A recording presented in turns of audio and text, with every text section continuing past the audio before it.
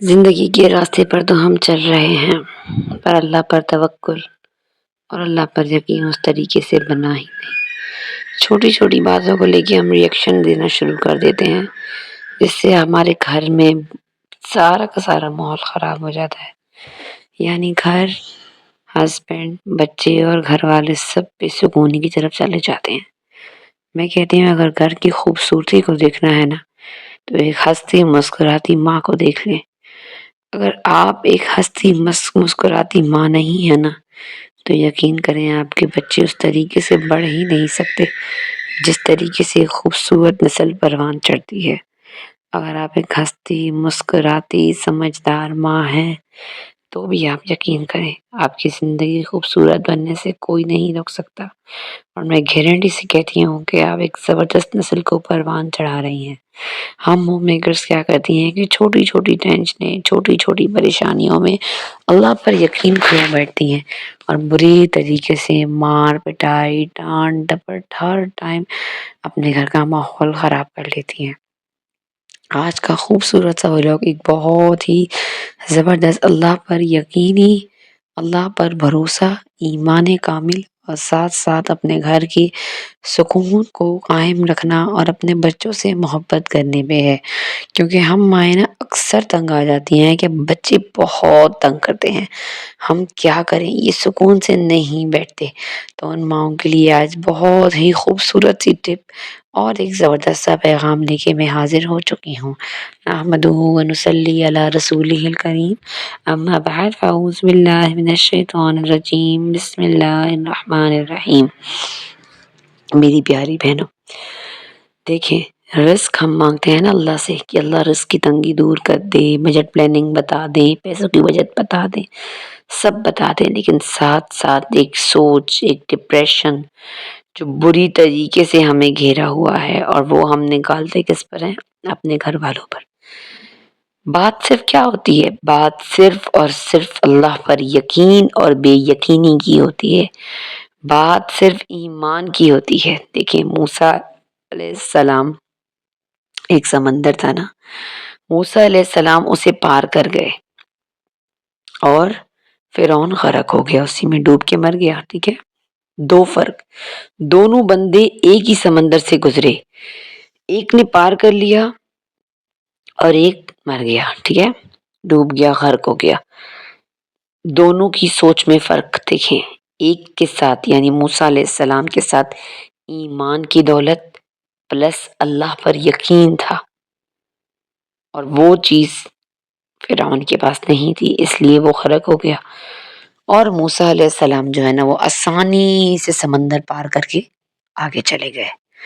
تو اسی طریقے سے آج کل کی مشکل زندگی، حالات، مہنگائی اور بہت ساری چیزیں ہمیں پریشان کر رہی ہوتی ہیں، ہمیں اندر سے جھنجھوڑ رہی ہوتی ہیں، اور یقین کریں یہ ساری بے یقینی ہوتی ہے، ہمیں اللہ پر یقین نہیں ہے۔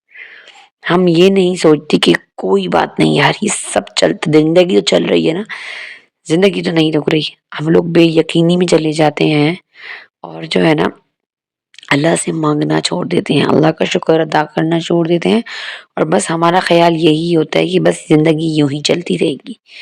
یقین کریں اگر آپ ایک صراط مستقیم پر چل رہے ہیں، یعنی آپ بھی زندگی کے سمندر سے گزر رہے ہیں، اور اس میں اگر آپ کا ایمان اور یقین پختہ ہے اللہ پر کہ میرے اللہ کے حکم سے میں کبھی خراب نہیں ہوں گا، میں کبھی برباد نہیں ہوں گا، مجھے اللہ تعالیٰ ہمیشہ اچھا ہی رکھے گا، اللہ تعالیٰ مجھے کھا کے ہی سلائے گا، بھوکا نہیں سلائے گا، تو یقین کریں آپ کی زندگی بہت خوبصورتی سے گزرے گی، پلس آپ اللہ کا شکر بھی ادا کر رہی ہیں، آپ اللہ کا ذکر بھی کر رہی ہیں۔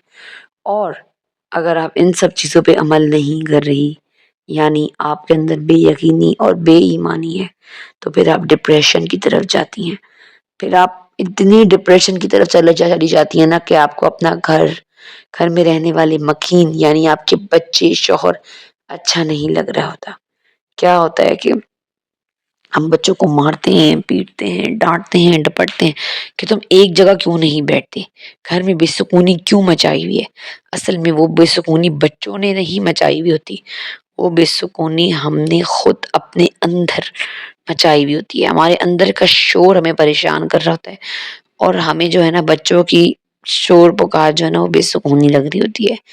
یار ایک چھوٹا سا پیغام جس نے میری آنکھیں کھول دی، میں آپ لوگ کو بھی بتانا چاہوں گی. میں بھی، میری بہت ساری بہنیں اکثر کمنٹ آتے ہیں کہ آپ ہی کوئی ایسا وظیفہ بتائیں نا کہ ہمارے بچے ہمارے غلام بن جائیں.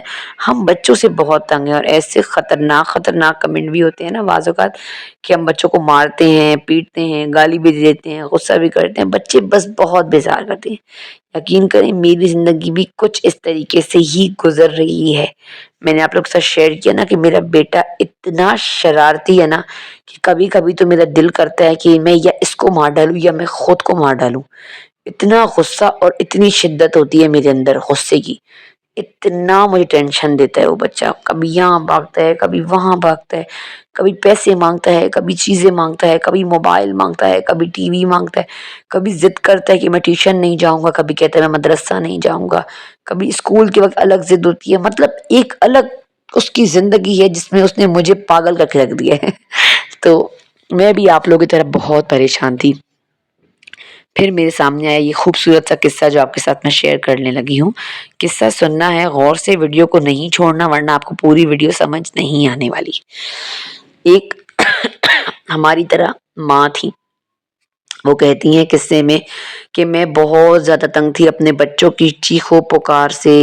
میں گھر کا کام کاج کر تھک کے بیٹھی تھی تو بچے آ جاتے تھے، اور بچے ڈسپلن نہیں رکھتے تھے. گندا بھاگنا، دوڑنا، چیخیں، لڑائیاں، ایک دوسرے کو مارنا، بس بہت تنگ. میں بچوں سے بہت تنگ تھی کہتی ہیں. اور میرے شوہر یہی کہہ رہے تھے کہ وہ بچے ہیں، بچے یہ سب کرتے ہیں. تو میں کہتی تھی کہ کیسے بچے ہیں، ایک جگہ کیوں نہیں بیٹھتے سکون سے، یہ سنجیدہ کیوں نہیں ہوتے، آخر ان لوگوں نے مجھے کیوں تنگ کر دیا. میرا دل کرتا ہے کہ میں ان بچوں کو مار ڈالوں یا خود کو مار ڈالوں. کہتی ہیں میں اتنی پریشان کہ وہ بتا نہیں سکتی. بس کہتی ہیں اسی ذلت میں نا میری زندگی گزر رہی تھی. اور بات کیا ہے، وہ کہتی ہیں کہ فرق صرف سوچ کا تھا. ایک دن کیا ہوا کہ ان کے شوہر بچوں کے کپڑے لے آئے.